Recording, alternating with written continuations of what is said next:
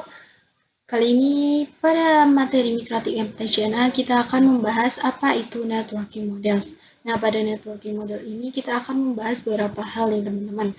Yang pertama yaitu konsep, lalu yang kedua TCP/IP models, yang ketiga yaitu encapsulation dan decapsulation, lalu yang terakhir yaitu OSI layers. Langsung saja ke konsep. Nah, ketika kita berbicara tentang networking models, maka ini sangat identik dengan jaringan komputer. Jaringan komputer yaitu mengacu pada perangkat komputasi yang saling terhubung serta dapat bertukar data dan berbagi sumber daya satu sama lain. Nah, langkah ini merupakan langkah yang tepat untuk pembelajaran administrasi jaringan pada vendor apapun itu. Tentunya kita akan menggunakan basic fundamental jaringan terlebih dahulu. Jadi, networking model adalah suatu aturan yang mendefinisikan bagaimana kumpulan perangkat komputer bisa saling terhubung dan komunikasi. Nah, perangkat komutasi kan ada banyak ya teman-teman, seperti komputer, server, dan sebagainya. Nah, di sini kata kuncinya adalah bagaimana antar vendor bisa saling komunikasi antara satu dengan yang lainnya. Nah, maka dari itu, untuk bisa saling berkomunikasi dibutuhkan aturan, teman-teman. Nah, aturan tersebutlah yang disebut dengan networking models. Jadi, bagaimana setiap vendor dapat saling berkomunikasi dengan open standard networking models yang tersedia. Untuk saat ini, open standard networking models yang terkenal ada dua, yaitu TCP/IP model dan OSI model ya, teman-teman. Nah, jika kita bicara terkait networking model sebelumnya, jika kita bicara terkait networking model sebelumnya, networking model muncul apa yang terjadi sih? Nah, jadi di sini before open networking model exists, yaitu setiap vendor memiliki networking model tersendiri. Salah satunya vendor IBM. Vendor IBM ini dibuat pada tahun 1974. IBM membuat networking model yang bernama SNA atau System Architecture Network. Nah, setelah itu datang after networking model, yaitu sebagai pembuka agar setiap vendor bisa saling berkomunikasi yang bertujuan untuk menjembatani antar vendor tersebut ya teman-teman. After open networking model exists. Nah, jadi setiap vendor itu menggunakan satu networking model, entah itu OSI model maupun TCP/IP model. Nah, sejarah dari kedua networking model ini, untuk yang OSI model dibuat oleh lembaga ISO atau Organization for Standardization. Sedangkan untuk yang TCP/IP model dibuat oleh lembaga DoD atau Department of Defense. Untuk saat ini yang paling sering digunakan adalah TCP/IP model ya teman-teman.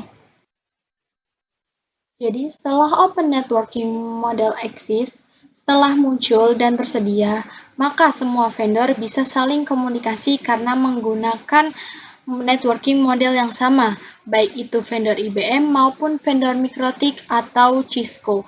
Karena dia menggunakan networking model yang sama, maka semua vendor bisa saling terhubung. Nah, selanjutnya, ketika kita telah lebih dalam mengenai TCP/IP models, TCP/IP model merupakan jenis network model yang saat ini common digunakan. Jadi, TCP/IP itu mendefinisikan suatu protokol agar antar komputer, utamanya yang berbeda network, itu saling bisa komunikasi.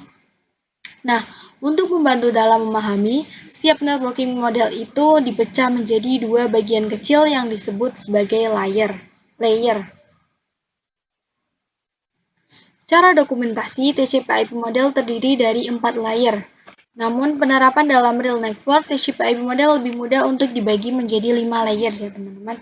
Nah, bisa dilihat di sini, yang ini merupakan layer pertama, yang lalu ini layer yang kedua, ini ketiga, lalu yang ini yaitu layer yang keempat. Nah, selanjutnya yaitu kita akan membahas layer pada TCP/IP application layer ya teman-teman.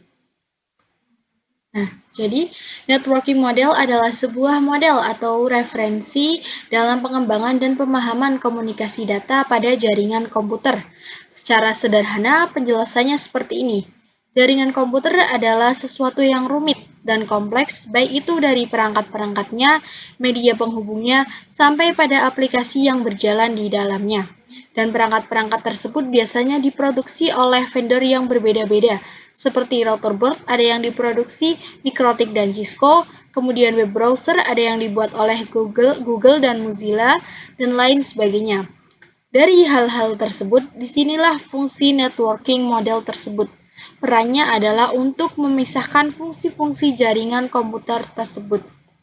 Nah, bagaimana caranya?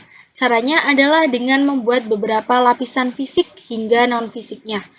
Pada setiap lapisan terdapat kumpulan-kumpulan aturan yang harus diikuti oleh setiap komponen agar dapat saling berkomunikasi dengan komponen yang lainnya.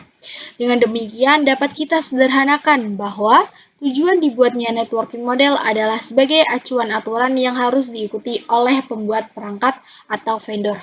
Nah, di sini merupakan contoh dari networking model. Nah, ini adalah yang menggunakan networking model dan ini adalah yang tidak menggunakan networking model. Nah, bisa dilihat ya, yang menggunakan networking model itu lebih tersusun atau lebih rapi ya, teman-teman. Sedangkan yang tidak menggunakan networking model tidak serapi yang menggunakan networking model atau acak-acakan. Tidak serapi yang menggunakan networking model ya, teman-teman. Application layer berfungsi sebagai antarmuka dengan aplikasi, mengatur bagaimana aplikasi dapat mengakses jaringan dan kemudian membuat pesan-pesan berskala. Di antara contoh service dari application layer itu seperti HTTP, POP3, SMTP, IMAP, SSH, dan sebagainya.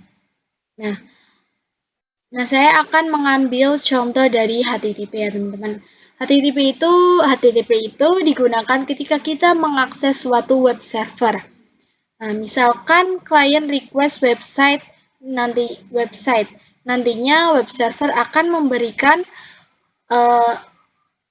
jawaban dari request servernya yang dimana terdiri dari HTTP header dan informasi-informasi dari data-data hasil inputannya ya, teman-teman. Nah, yang selanjutnya yaitu kita akan membahas TCP/IP Transport Layer. Nah, fungsi dari transport layer adalah menyajikan atau memberikan service ke application layer atau transfer data ya, teman-teman. Nah, untuk transport layer terdapat dua protokol yang sering digunakan yaitu TCP dan UDP.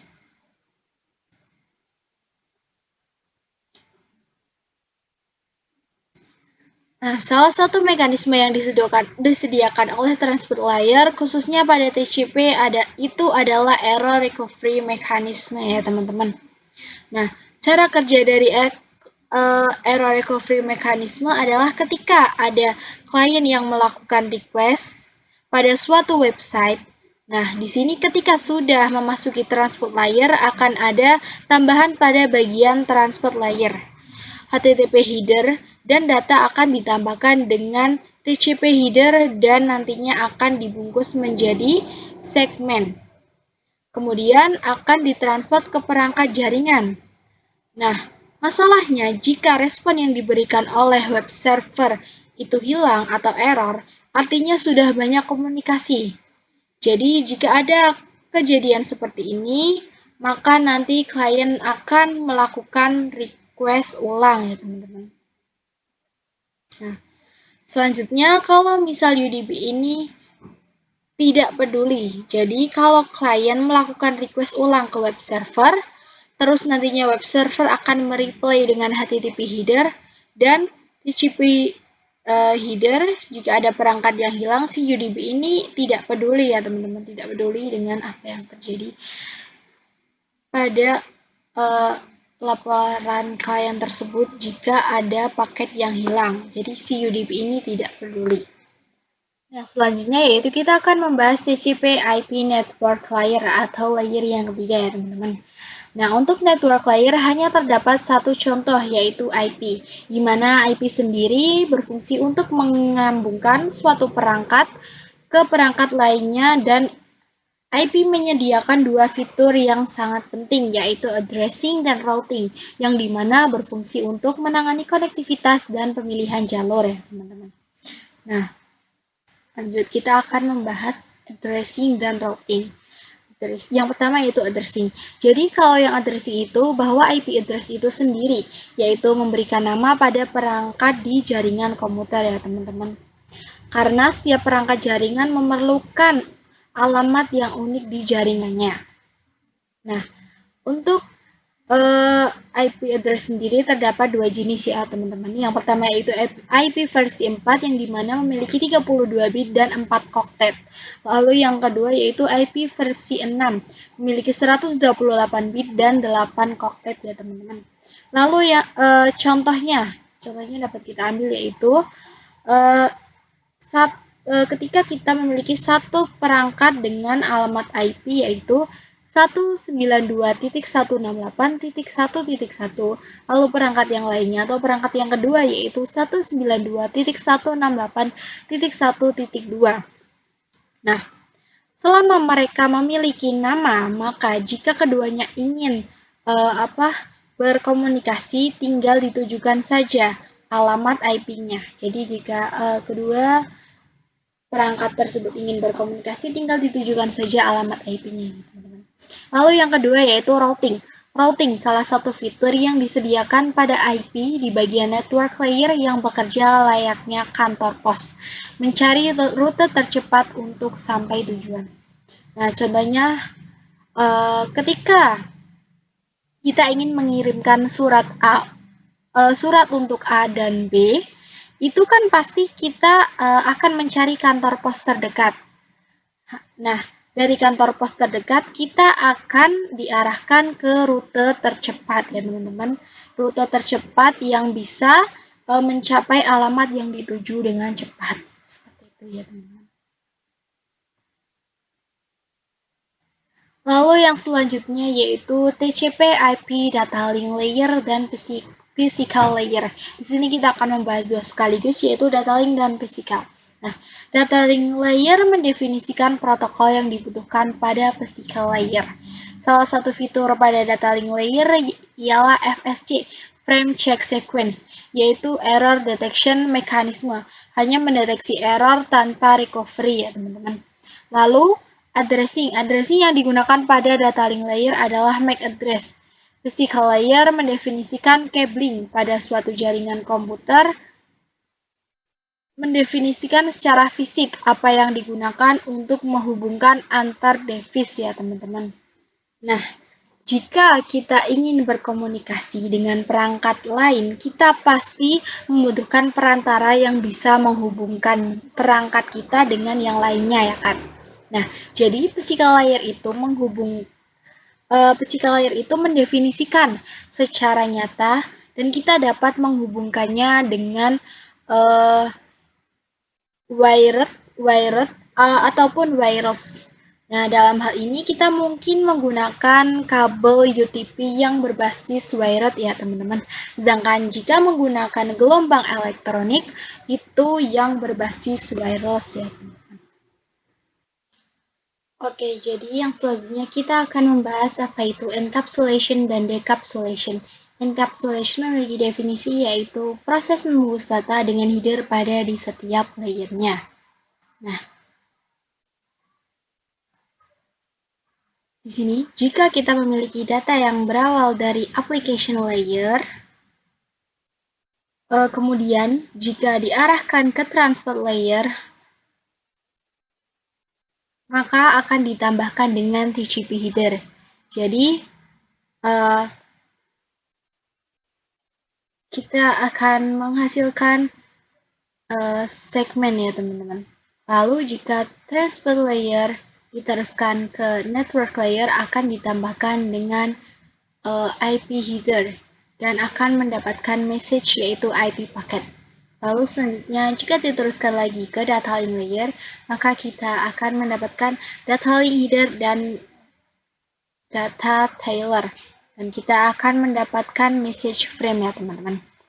Nah, ketika dia akan masuk ke layer berikutnya atau terakhir, yaitu physical layer itu sudah berbentuk bit ya teman-teman. Nah, jika si sender akan mengirimkan paket ke receiver, maka ketika sudah sampai ke physical layer dan sampai ke receiver, nanti pada receiver ini akan dilakukan decapsulation ya teman-teman. Jadi artinya perubahan agar menjadi data lagi seperti itu. Data lagi ya, seperti itu ya teman-teman. Perubahan dari bit menjadi data lagi. Jadi misalkan data link akan dikembalikan ke network layer, maka kita akan menghapus data link header dan data Taylor ya teman-teman. Lalu jika network layer ke transport layer, maka akan menghapus IP-nya. Lalu jika akan ke transport layer, akan ke application layer, kita akan menghapus TCP header atau UDP header-nya ya teman-teman. Nah, setelah itu data akan bisa digunakan kembali ya teman-teman. Oke, selanjutnya yaitu OSI model konsep. Untuk saat ini, model yang sering digunakan hanya TCP/IP, karena untuk dari sisi perkembangan protokolnya, modelnya TCP/IP lebih dominan dibanding OSI layer. Namun, OSI layer biasa dipelajari karena mudah dipahami.